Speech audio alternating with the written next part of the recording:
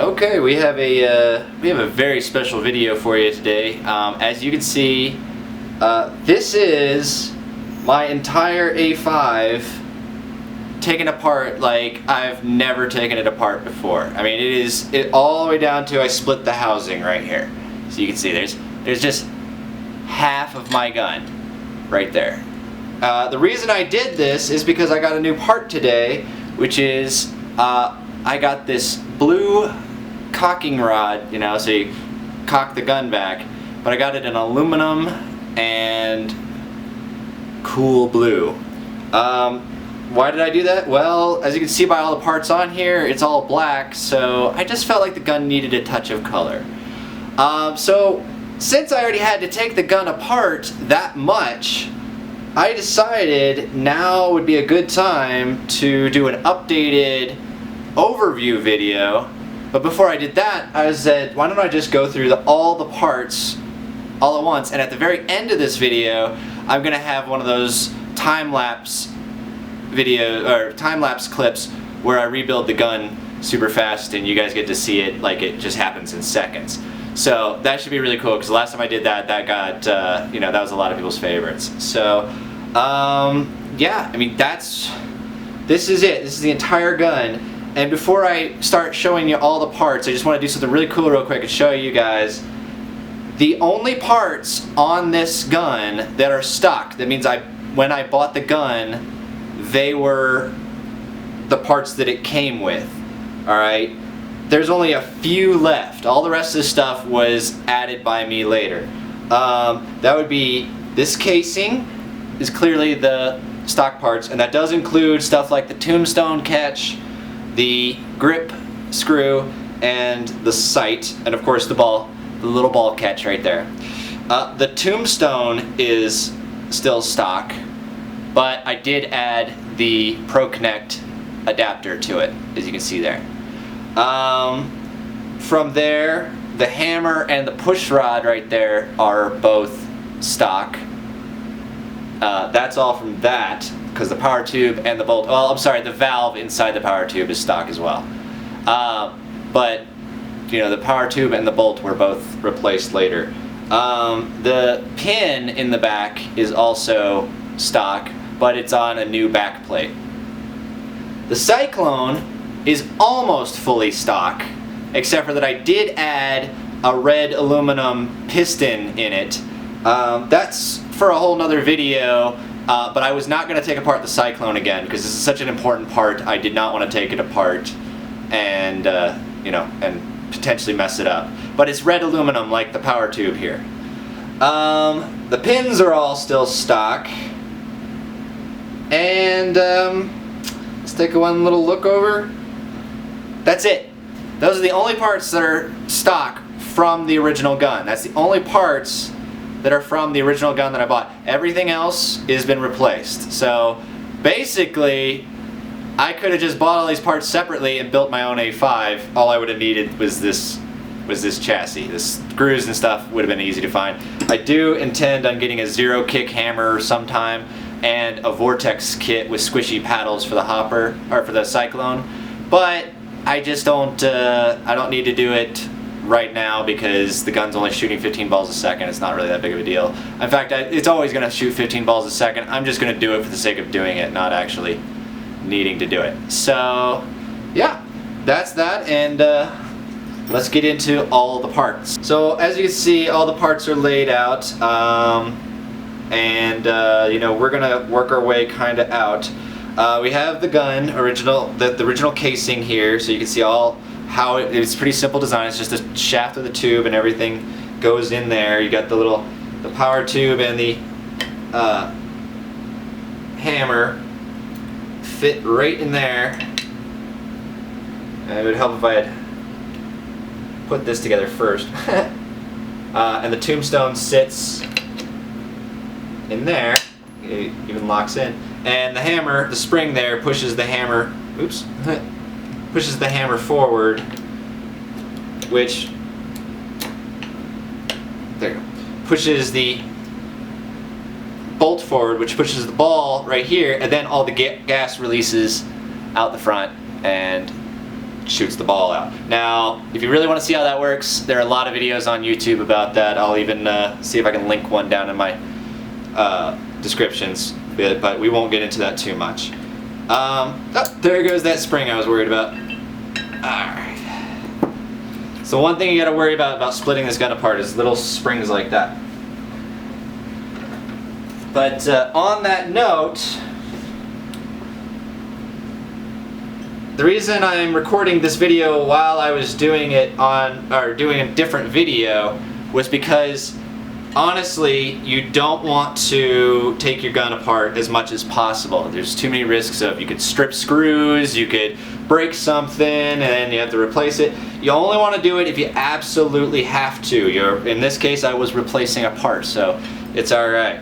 I already talked about, I got a new cocking lever. It's going to be bright blue, which is going to give the gun a splash of color.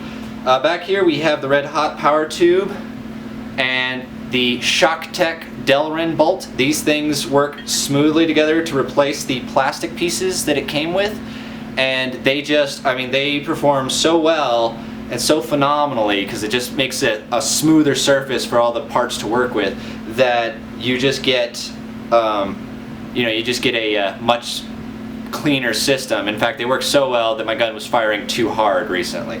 Back here we've got the springs, and you can see I've got multiple springs. That's because I bought one of the spring kits as red, white, black, green, and blue, and these are all the various strengths of spring you can use to counteract how smooth this system is now. And on that note, we're using the blue spring now because that's the only one that's soft enough to handle it. So we're going to go ahead and get rid of these. Drop them everywhere.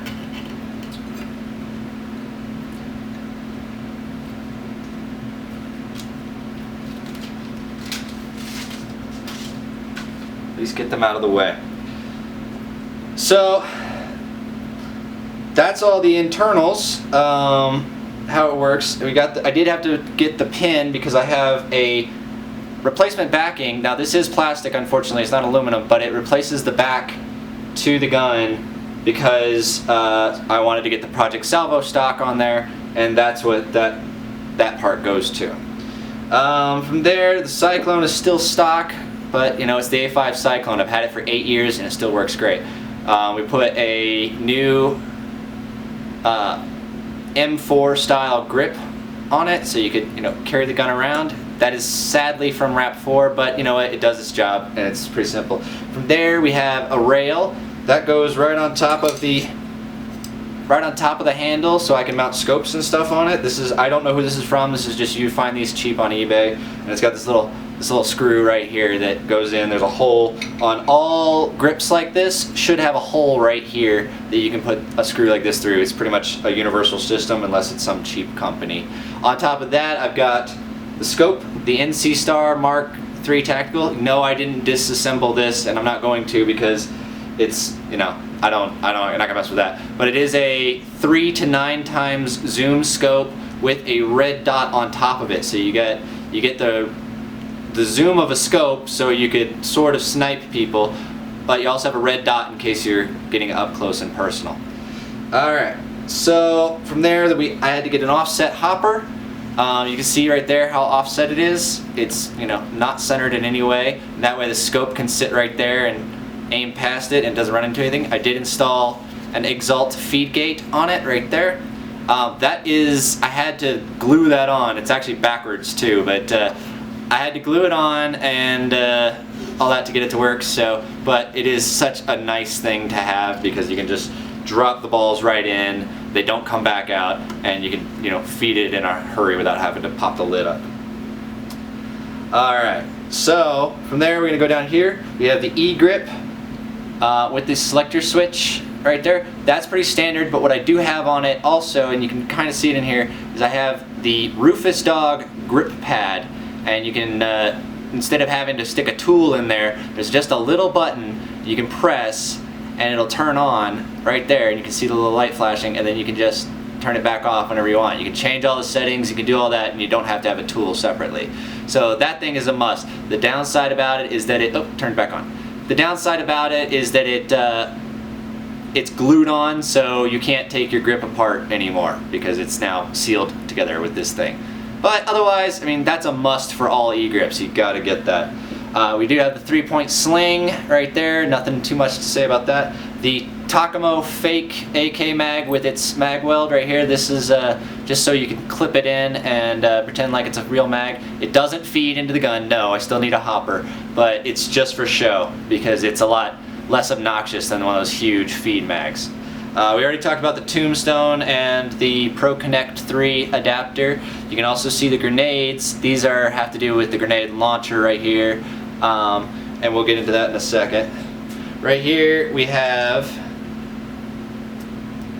this is the adapter for my Action Gear Canada aluminum shroud. This is an aluminum piece, you can see right there, and what that does is it just screws on once you get the adapter in. This is just like the A5 adapter for any barrel, but you just screw that on, and when you get that screwed on, you take this little ring right here and you tighten it up, and when you get it just right, it locks into place, and this thing won't rotate. It actually does a really good job. I mean, it's solid and it will not rotate after that. But you can set it either to 90 degree or 45 degree, whatever you want, depending on what kind of stuff you want to mount on it and all that. And then from there, because it's opened on the end like that, you get your barrels, and they are just free floating like that, so that you can take them out at any time. They don't have to be a perfect seal on there. So you get that nice big opening on there. It's pretty sweet. Talking about barrels, we do have the Lapco Big Shot barrel, and that comes with you can see these little grooves on there. That is an Apex ready end, and here we have disassembled is the Apex 2 system. It looks like, you know, the one that looks like a silencer. This is just the shroud of it. These are the pieces. I'm not going to mess with those too much because, you know, I don't want to. They're got all these like nice little pieces sitting together, and I don't want to mess those up. After that, we got all the stuff I'm mounting to the shroud. This right here, these little strips, these are rail armor. You can see them up close. They have these cool patterns on them like that. You just flip this little switch right here up, and by folding that up and down, it locks it into place. And all of these you can just take them apart like that and put them together. So if you got a longer or shorter shroud, you can really decide which length it is. Also, in the case of, say, like this, where I have a mag pull flip up front sight. See, so I'll show you how that works real quick. I can't really do it very well when it's not mounted to the gun, but it flips up like that. So in case you want to eyeball it, I'll have to go get that now. But here I've got a shorter bit of rail guards because I didn't want to, you know, I need room for that thing, but I also wanted the guards. Now the guards are on there for two reasons. One, they're cosmetic, they look nice, but also because these rails are really sharp, so when you're holding on to the gun, they kind of hurt your fingers a little bit. So it's good to get something like that to protect yourself.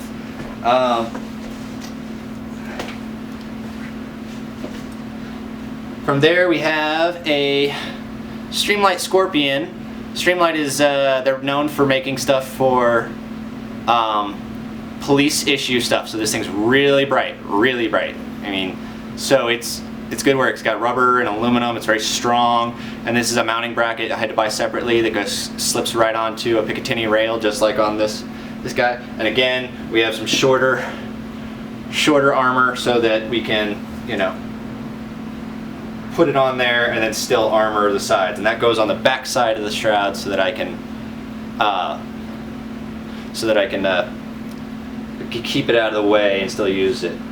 Back here, I told you we already have the adapter for a Project Salvo stock. I have this. It is a collapsible stock and a folding stock in one. You can see the little mounting bracket right there. This is really nice because when you want to aim and snipe, you can have the stock to rest it on, but when you need to run around, you can fold it around real quick and keep it flush to your body and small so that you can move around and stuff quickly. This is all plastic, and that's one thing I've been warned about, is to be careful that if you're not careful, the plastic can break. So, last but not least, I kind of mentioned this a little bit, is we have the grenade launcher. This is the rail that the grenade launcher slides on. It slides back and forth to open and close it. You just take one of these grenades, slip it in there. The little locking pins are kind of tight on it right now, and take the trigger, which is built into this thing, and it has a 2-stage safety. You can see this thing clicks and then it clicks again, and then you just pull the trigger. This little pin right there you can barely see pushes a button on the grenade, which releases all the gas, and the gas shoots paintballs forward. So pretty neat stuff. As you can see here, the grenades have a bore similar to the barrel. You could put a couple of paintballs in there, and then there's the little button right there on the back and the feed hose, so you can put CO2 or green gas in there. Push the button and they pow! And they also come with these little caps, but for some reason I forgot to include these in this video, but the little rubber caps sit on top of them, and and keeps everything inside. They're really soft rubber, so you don't have to, you won't hurt anybody.